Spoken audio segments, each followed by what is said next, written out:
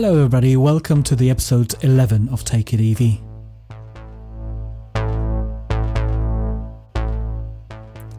Today's episode is all about charging. Charging is, of course, an ongoing subject in the land of electrified transportation.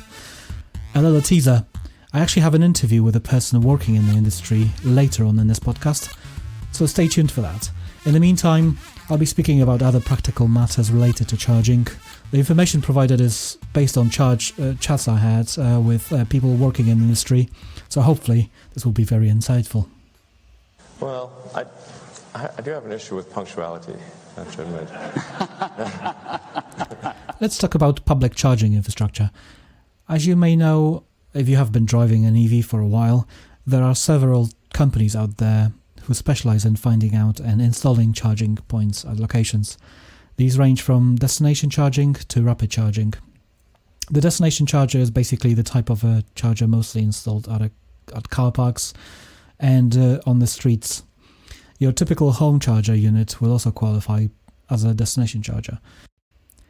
Standard destination charger can output about 7 kilowatts.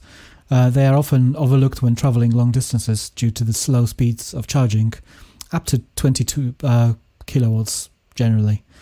This gets very complicated because most cars cannot accept more than 7 kilowatts from a destination charger.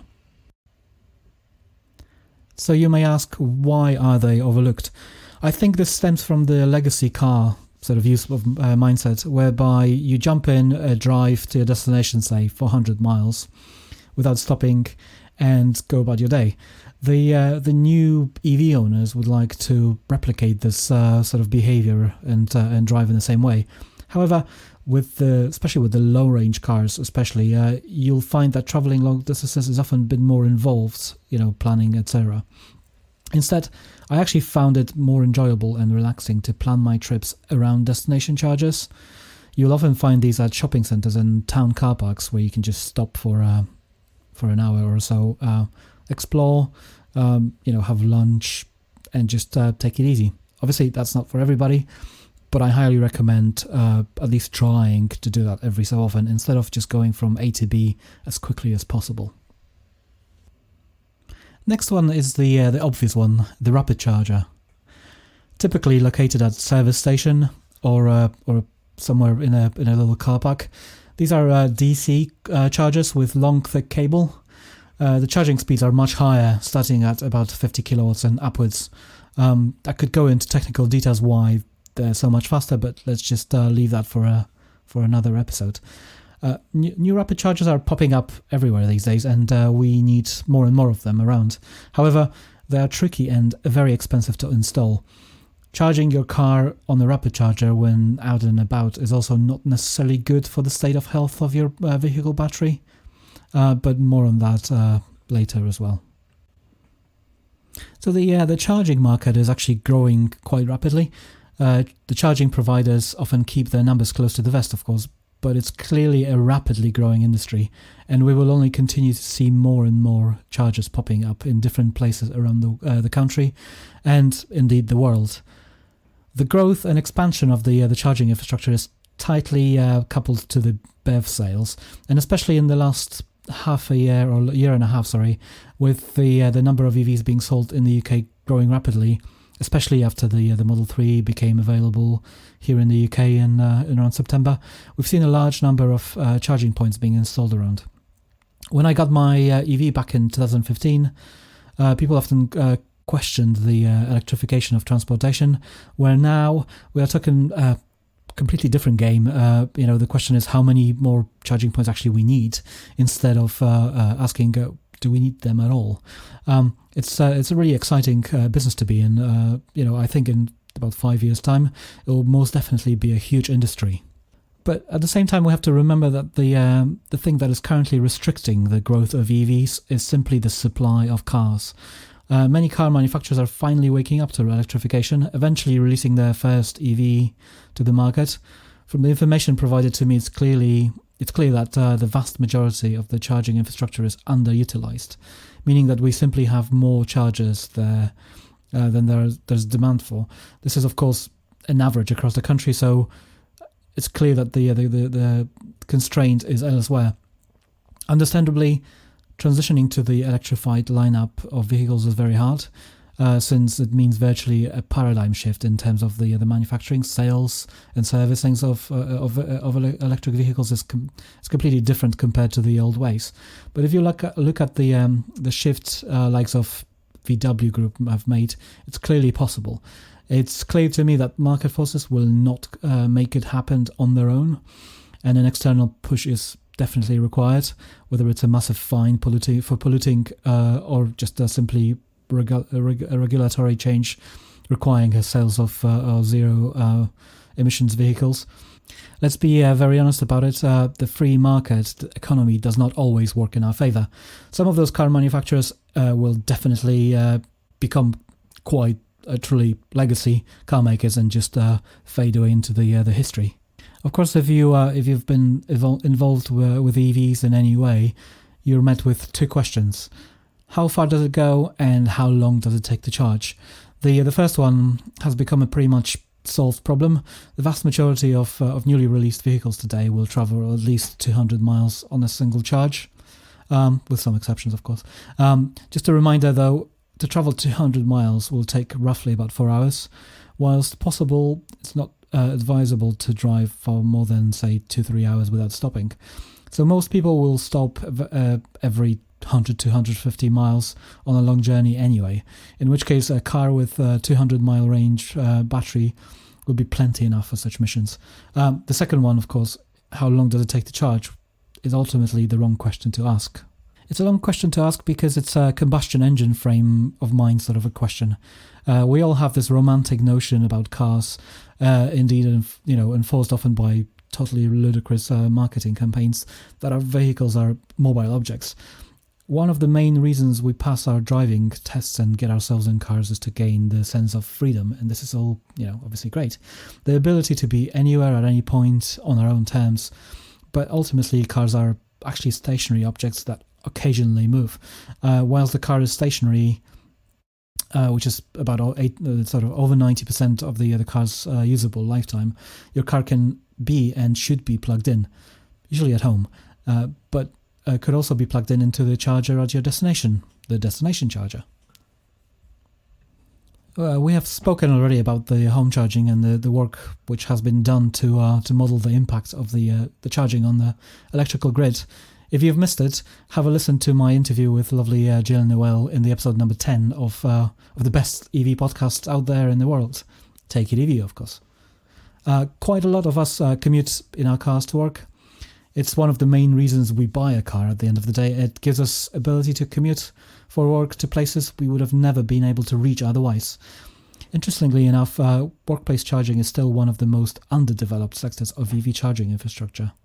However, I'm pretty certain that with the growth of the number of EVs on the roads, eventually this will change. It has to. We pollute the air massively during our commutes in internal combustion engine cars. Not to mention that the fuel expenses are quite often a large chunk of our outgoings for those of us commuting to work on a daily basis.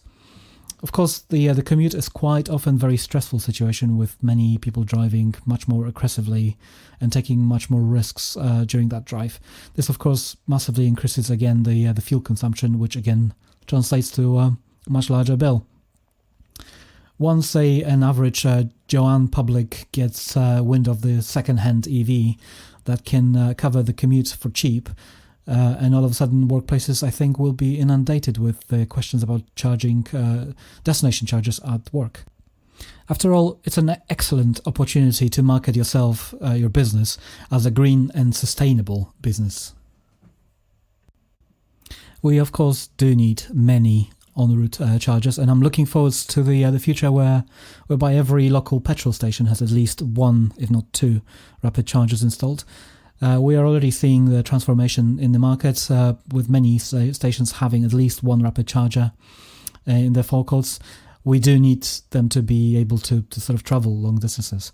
But an average Spencer Dunn does not go more than, say, 250 miles a day. Apologies. We need more of those, and we need them to be reliable. That's a totally different subject of course, and But I have discovered that there are quite few very popular networks out there whose charging points are failing quite consistently during my travels. And I know what you're thinking, but no, it's all about of course, it's all growing pains, and I'm sure it will be sorted out pretty soon. Not going to mention names here, but let's just say that one of those companies is actually,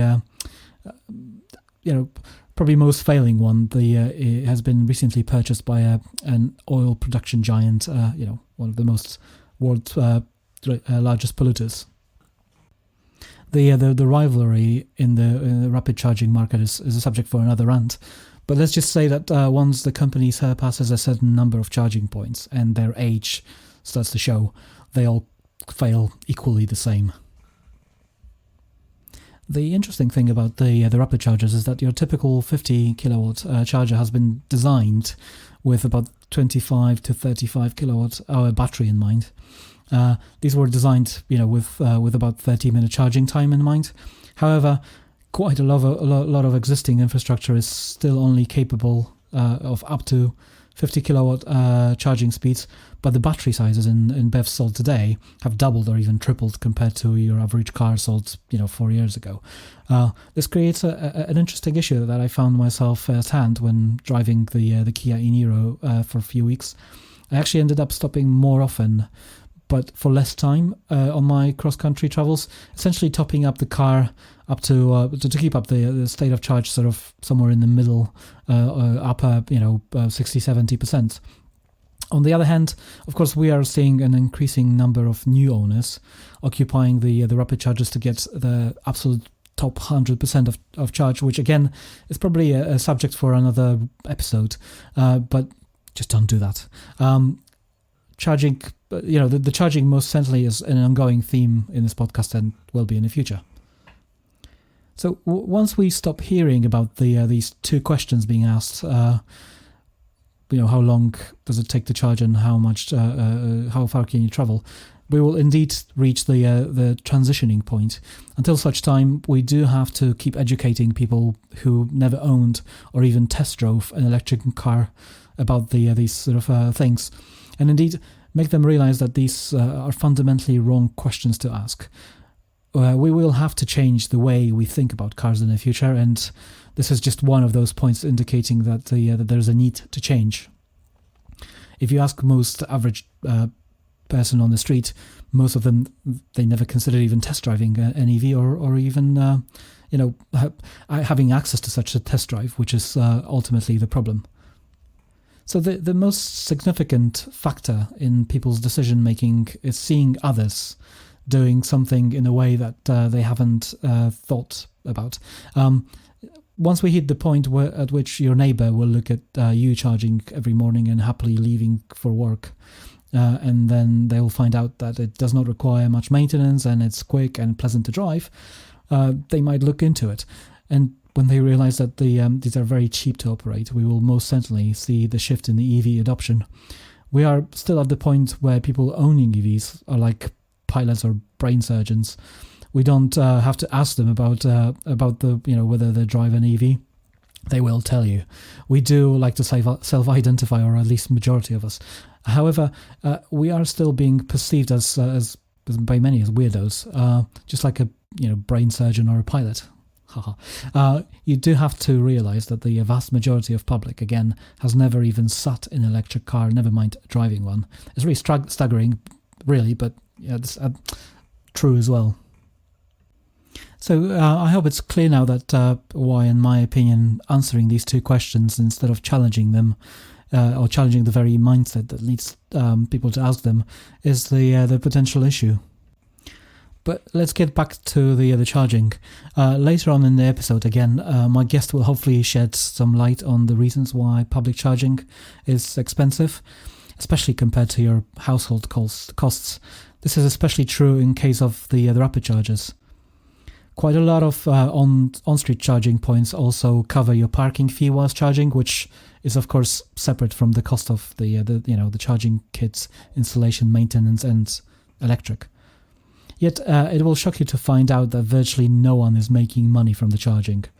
It's an intriguing realization, but if you imagine that an average rapid charger in the UK is used only once a day, again on average, it will become obvious, especially once you find out how much it actually costs to install one. But that's to be revealed later on in this podcast. Tum tum tum. The charging companies are all about slicing their own piece of the pie, so to speak, at the moment. For the times when the average utilization is going to be much higher in the future. Of course, the utilization is also clustered, as you can imagine. It peaks when people are driving, and of course it depends on the geolocation. Some chargers will be very busy during certain times of the day or times of the week, whereas others are going to be consistently used. Others will be, say, like, if you imagine a rapid charger at a pub, might be only used a couple times a day, and it will be very busy sort of during the sort of midday weekends. The pricing, which is another great subject, also depends on the site utilization at the peak. If it's too low or even free, it will attract loads of free handers and squatters, and we see too many of them. If it's too high, it will preventing people from traveling through that site. We also have to remember that rapid charging is supposed to be occasional, and those, it shouldn't be a surprise to anyone that the price of a rapid charger per kilowatt hour will be and should be much higher than your average house cost per kilowatt hour for the same amount of electricity. I see way too many people are up in arms when a network charges, say, 35 pence per kilowatt hour, but it's really the true cost of the network operation. There are some networks out there who try to undercut the competition on the cost of charging, but I think it's only possible because of their massive corporations backing them. Quite often, those corporations are actually dirty, oil polluting owners that are trying to clean up their sort of image. And I could go on around here as well, but let's just not go there. Ultimately, we should all think about a rapid charger as the en route top-up charger. So this episode is already getting a bit long, but I do hope you find my findings and thoughts rather interesting. Again, sort of these aren't just my thoughts. I've spoke to quite a few people working in the industry who sort of shared these insights with me, which was very fascinating. I have not gotten into the subject of paying for rapid charging. So let's just graze that. I do find it rather bonkers in this day and age that you cannot pay for most of the chargers out there using just your contactless. Although it seems to be slowly changing, mainly due to the regulatory pressure. Many networks in the past would require you to order a special card or even charge their own, using their own app. Or even worse, a web app. Virtually every single one of those things are just awful as a user experience, and I think they actually hinder mass EV adoption.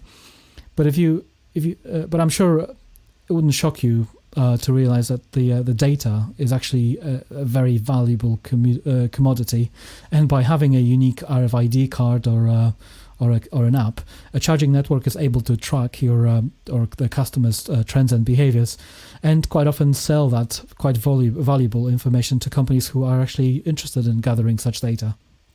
But again, that's a completely separate rant.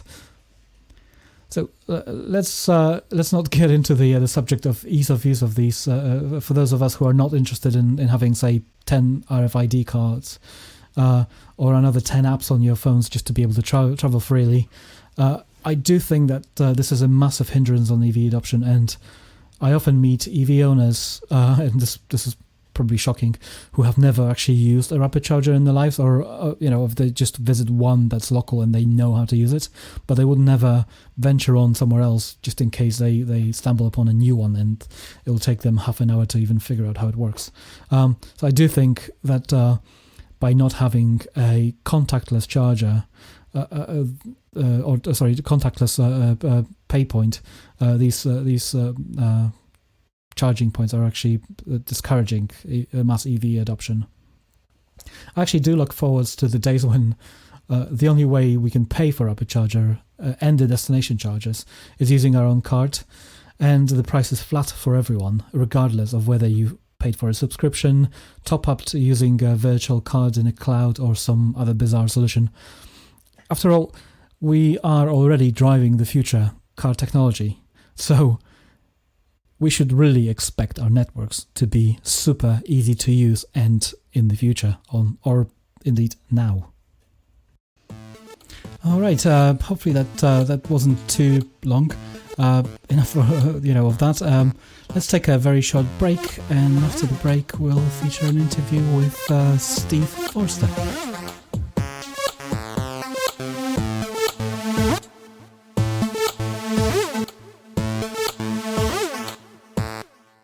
First question I asked her was, do you ever think about electric cars? She said, no.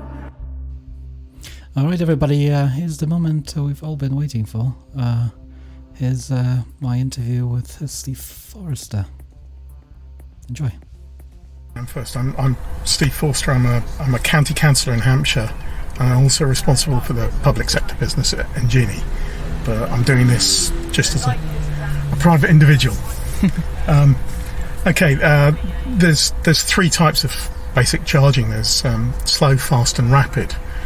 The slow is a normal 3-pin plug. That's dead for cars, really. Fast is what you do, typically home charging and workplace charging. Perfect for that.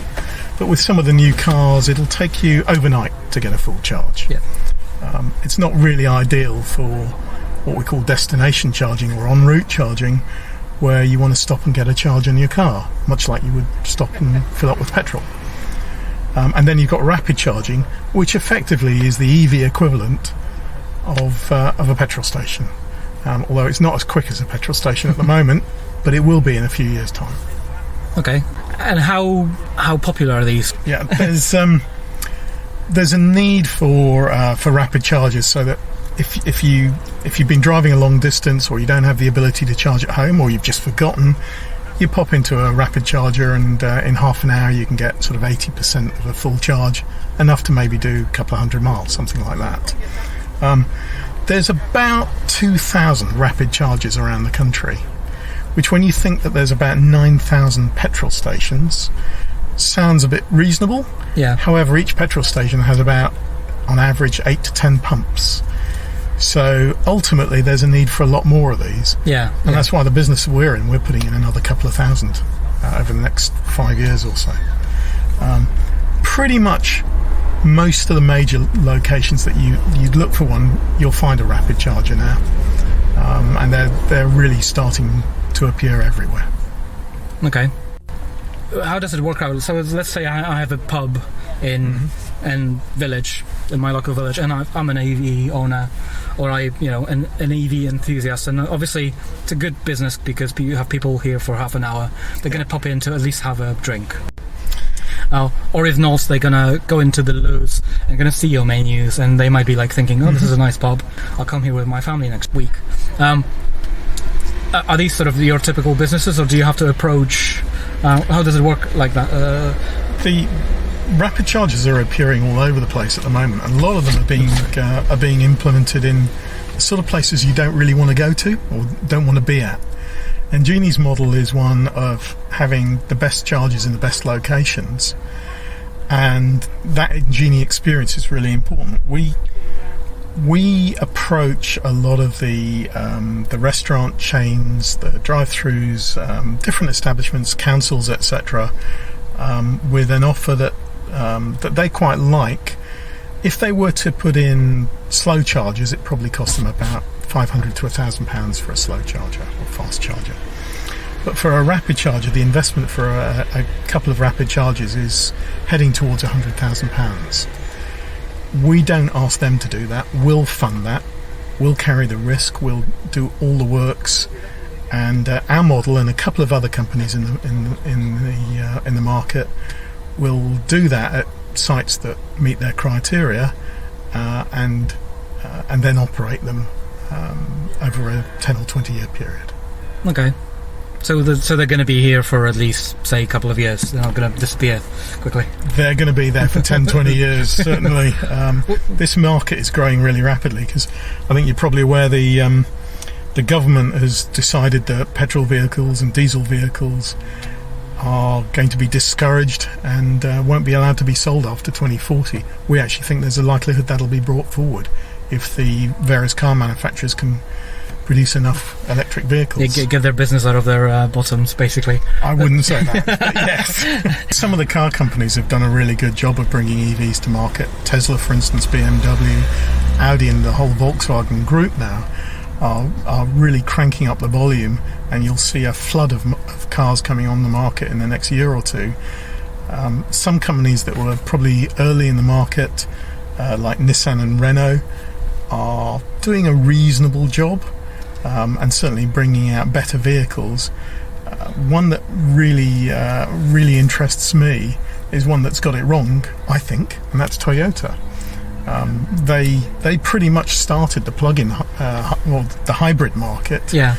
But advertising self-charging hybrids, to my mind, is a complete and utter farce. Oh yeah, I have to do an episode on self-charging because the amount of questions that I get from family and friends about self-charging is just immense, and I had to obviously set the record straight. But so they're no longer asking me. But it's a joke basically. It is. They can have self-charging power supplies at home if they put a generator in. Exactly. That's all it is. So going back to the rapid chargers, do you guys manufacture these yourself, or are these a third party? And Genie's units are eVolt units made in Spain. Okay. For us. What I like about them is that they take the contactless, so you don't need to have a special card for them, which is always very nice. And B, you can charge 2 cars at the same time. Although I think these units we have in front of us, they just do AC and CHAdeMO or CCS. That's right. Yes, it depends on the power available at a particular site. We started our model when we were piloting 3 years ago with contactless, which we see as the way forward. We're really pleased that the government has now said that all chargers have to be contactless, but ours have always taken any debit card, any credit card, MasterCard or Visa, Apple Pay, Android Pay. You can use your Apple Watch for it. We just want to make it really simple so there's no membership or subscription. Yeah, and we think that's the way the market should go. Yeah, I'm not going to the two things I haven't seen too many of these in Kent, but I've seen them in Midlands a couple of years ago in Sainsbury's. Yeah. And I love the fact that I could turn up and somebody else was charging. It was a bigger unit than this. I could plug myself in and still be charging, even though the person next to me is charging. It's just brilliant. Like, you know, I know all the electronics is in there. If there's like you say, if there's a supply of 3-phase, why not? Because they probably have enough bits for CCS and CHAdeMO at the same time. Why not just utilize that? Our chargers can charge any car, whether it's a Tesla, Renault Zoe, a Nissan, Audi, BMW, Jaguar. Really doesn't matter. They'll all work with ours because we've got all 3 connectors. There are 3 standards in the UK at the moment. Some other vendors have only got one connector, or maybe 2. And we think that's wrong because it means you're immediately limiting who can use your sites. Yeah, I don't understand people who there's certain networks shall remain nameless who only have CCS, and in the long run maybe, but you know, I drive a Nissan Leaf. There's plenty of them in the UK in the second-hand market. They're not going to be able to use CCS chargers, so why bother? That's a really good car, and it uses the CHAdeMO, the Japanese standard. Yeah. And it's fantastic because you can buy a used EV for about £6,000. Yeah. Yeah, the running costs of an EV are fantastic. Depending on what you're running, it probably works out on fuel, on electricity, between 2 and 10p a mile. Yeah. Whereas for diesel or petrol, you're talking about 2 to 3 times that. Yeah, and the apart from the Tesla owners, whenever I speak to an EV owner who had the car for 3-4 years, and I ask them, have you had anything going wrong with this car? Pretty much everyone says, no, I just had to change the tyres, washer fluids, and that's pretty much it. Yeah, the maintenance bills are so low. My first full electric car was a BMW i3, I did 60,000 miles in it, and I didn't have to do anything. I mean, the service was a car wash, basically. Brilliant. The only thing that's missing over the rapid chargers, I have to say, is a canopy. When it's raining, snowing, that's the only thing that I'm missing. If I can say to all the suppliers of people who provide networks or provide chargers out there, just put a canopy over it. I think you're right. That would be a help, but there's a reason for that. You need planning permission, and generally the councils won't give planning permission for canopies. Much is the same way you can't just put a bus shelter anywhere you want, Okay. or a phone box. They view them as, although they're useful, they're not pretty. So it's a planning permission constraint. If I had a pub and wanted to have one of them, just give us a call. I mean, from our viewpoint and a couple of the other manufacturers, I think it's important to look at whether it's going to benefit the location that you're at. Yeah. And if you think it will, if you want the extra time, someone might be there to attract someone who's got an EV to your site, or just provide a service to your drivers, then drop a company like Engenie or one of the others that's in the market, drop them an email and say you're interested in finding out what they'll do. What if you live in a town that's just and you say you're commuting certain distance and you would love for one of these to be sort of halfway through, but you don't know who to approach? Can you still talk to one of the companies and ask them, would you consider, or is it or do you guys petition any other businesses to put them in, or is it just businesses approaching you? How does it work? Yeah, what we do is we approach a lot of major businesses across the UK with multiple sites. So we're looking to find companies with multiple sites, or councils, public sector is really important, that we can engage with and install multiple sites. Like the deal we've just done with Marston's. That means all 400 Marston's will eventually have EV chargers at every one of their restaurant sites, like the one we're sitting at the moment. And it's a really nice facility that today has brought 20 odd sets of people out to have lunch, and while they're having lunch they can charge their car. If anyone wants to do that, they can contact the companies that provide the fully funded chargers and ask for consideration. Then it's whether it meet their criteria and whether there's an available power. That's a really important thing. Okay, so you have to be close to like a three-phase major line. Yeah, you've got to be close to a mains grid connection, because that's one of the expensive things, and if you're not well sighted, it can cost an awful lot of money. Yeah. You don't want to do that. Can I ask you, because it's a bit of a not point of contention, but it's always like the number one question that people ask about the rapid chargers: why are they more expensive than your house charging? One of the reasons is the investment. If you want to put a charger into your house, it costs £500. If you want to put a rapid charger in, it costs around 50,000. I thought it was like about 10,000, but wow.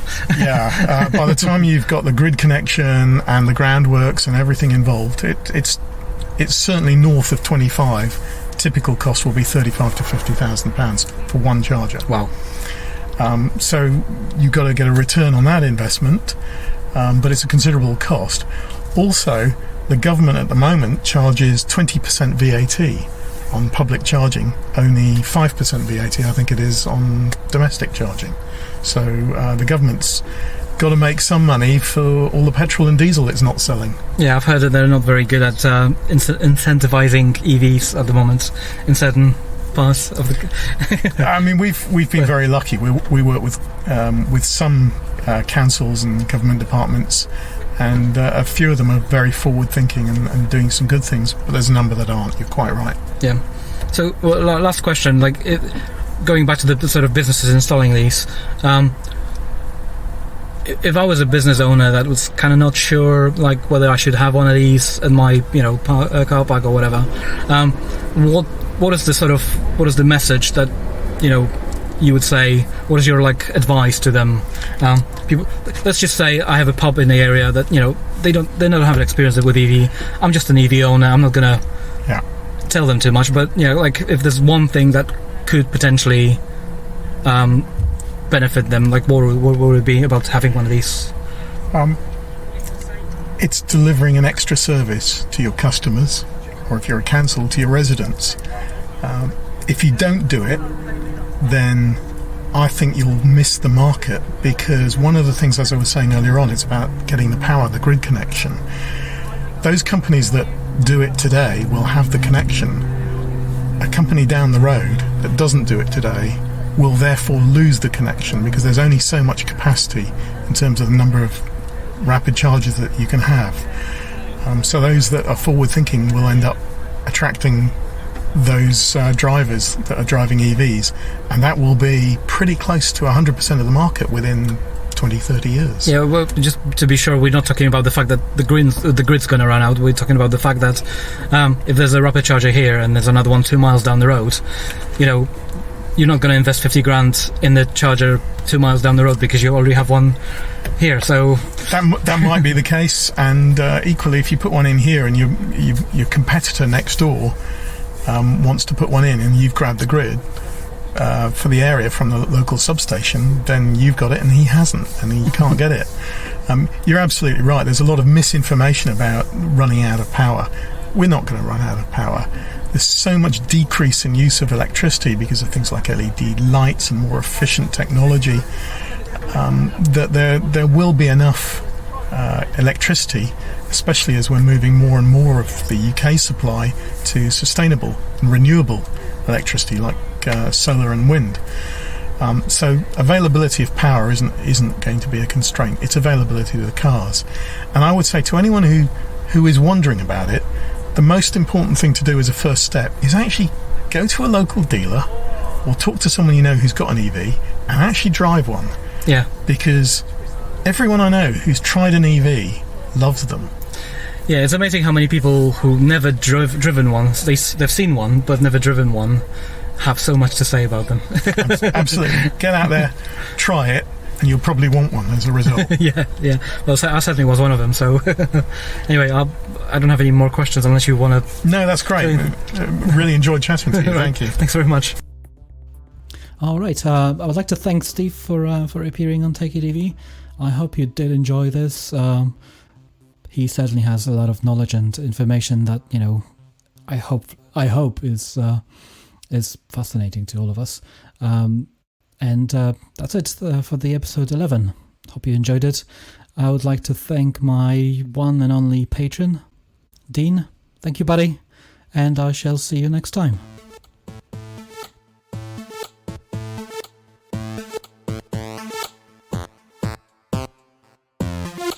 As always, follow us on Take It EV on Twitter and facebook.com/TakeItEV. Leave us a massive 5-star glowing review, and just let me know what you think. See ya. Take it EV.